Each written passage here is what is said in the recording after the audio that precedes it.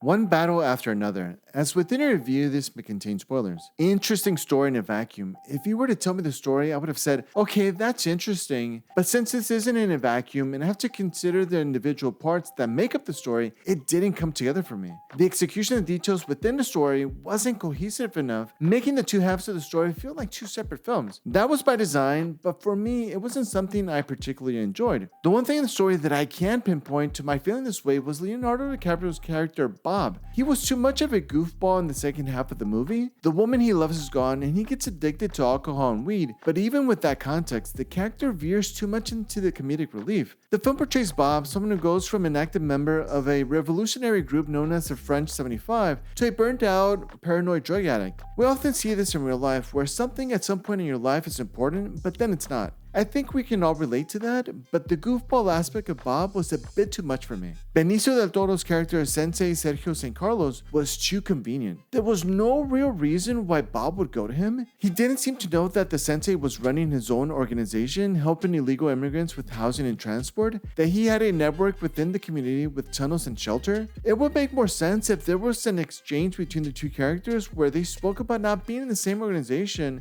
but they fight for similar rights and ideals. That would have bridged that missing link between the two. It was more a matter of happenstance or serendipity that the sensei was there and had the resources he did. With all that said, the sensei was my favorite character in the story. The ending plays into the lack of cohesion I spoke of earlier. There's supposed to be an emotional scene of Willa, the daughter of Bob, played by Chase Infiniti, reading a letter from her mother. I didn't find that scene as emotional as it could have been because in the second half of the story, we never see her mother again. Perfidia, played by Teyana, has been on the run since Willa was a child, and Willa grew up thinking that her mother died a hero fighting for what she believed in. While Perfidia was mentioned throughout the second half of the story, not knowing what happened to her in the 16 years that the movie jumped forward to was perhaps a mistake. It would have been nice to see what has come of her and see how her feelings had changed towards Willa, because after giving birth, she felt that Bob's whole world revolved around Willa, and she and the group were no longer a priority. There was a weird sexuality in the first half of the story. The vibes of it were off to me. You have a hypersexual Perfidia and a Captain Stephen Lockjaw, played by Sean Penn, who develops an addiction to Perfidia. The intent is to show the hypocrisy of someone who claims not to be attracted, in this case, to a black female, but secretly is in love with one. He's also the type of guy who portrays himself as an alpha male, but internally wants to be dominated and probably pegged sexually.